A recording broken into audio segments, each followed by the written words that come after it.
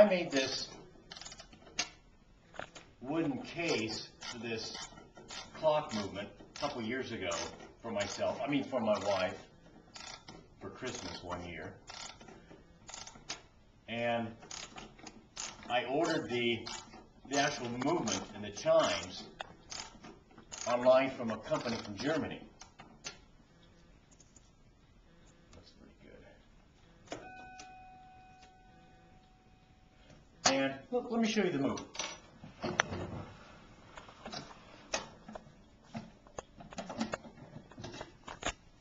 Here are the chimes and clock part. It's the wind-up movement. Well, I was thinking about what kind of quality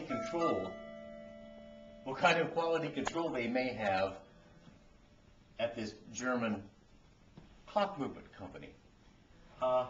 Imagine you've got a degree now in statistics and you've been hired as a quality control engineer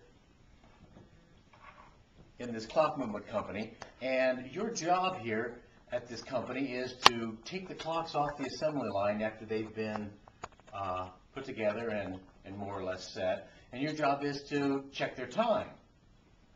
That is, you'd wind them up and you specifically set them for a specific time, and then exactly 24 hours later you precisely measure the time again to see whether or not the clock is running slow or fast, and you keep track of this for every clock. Well, as you might guess, some of the clocks are going to run a little bit fast. Some of the clocks are going to run a little bit slow. A few may run, quite a bit fast and quite a bit slow, but most of them should be, fairly close to being on time or just a little bit off. And hopefully you would agree that if we took the average of all the clocks, the average probably would be something close to 0, not being off either direction as an average.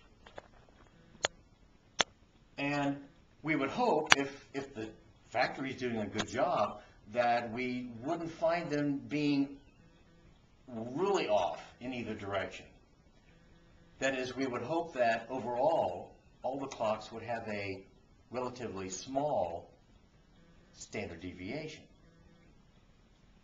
So what I'd like to consider is that if working at the factory and you found that the average or the mean off time for all the clocks is about 0, and imagine that the standard deviation is pretty small, we'll say a value of 1.